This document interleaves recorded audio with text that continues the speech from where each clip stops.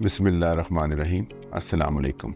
Down syndrome के अलावा जो 3D 4D के एडवांटेजेस हैं, जो बहुत बड़ा एडवांटेज है कि जब हम देख रहे हैं कि हम बच्चे को फेस देखते हैं।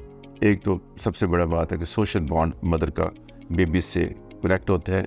बेबी स्माइल दे रहा है, बेबी नोज़ी साफ़ कर रहा है, बेबी मुंह में उंगली डाल रहा है, बेबी आँख साफ़ कर रहा है, जैसे कि सारे आप इमेज देख रहे हैं। या बेबी ने ऐसे बड़ी सी अपनी कॉर्ड उसके इर्द गिर्द आ गई है।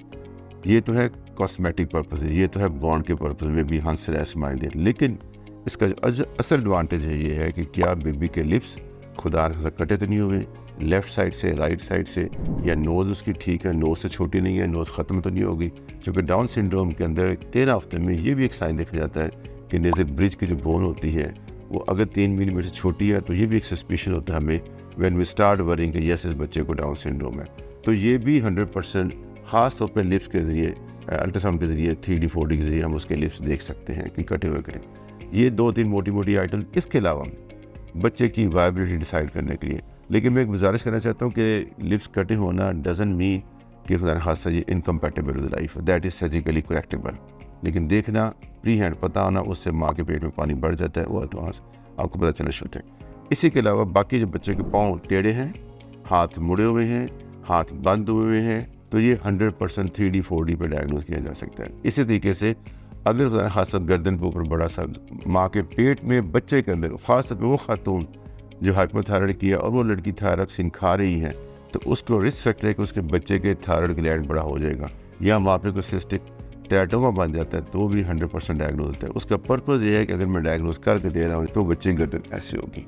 अगर बच्चे गर्दन ऐसे होगी तो बच्चा नॉर्मल पैदा नहीं होगा। खुदा को वही बच्चा पसंद है नॉर्मल पैदा होना जिसकी गर्दन झुका हो। दैट मीन्स गर्दन पैदाइश से पहले भी इंसान अल्लाह ने झुकाई हुई है, बुढ़ापे में झुकाता है, सिर्फ जवानी में दरमियान में हमारी होती है। तो अल्लाह ताला ने ये डिसीजन दिया हुआ है कि गर्दन झुकेगी तो नॉर्मल पैदा हो जाएगा। लेकिन अगर मैं डायग्नोज करता हूँ तो बच्चा नॉर्मल पैदा नहीं हो। सो मेरा टेक होम मैसेज ये है उन ख्वातीन से कि जिनकी फैमिली में रिस्क हो, उनको चाहिए कि एक 3D 4D ultrasound 11 to 13 week ज़रूर करा लिया जाए।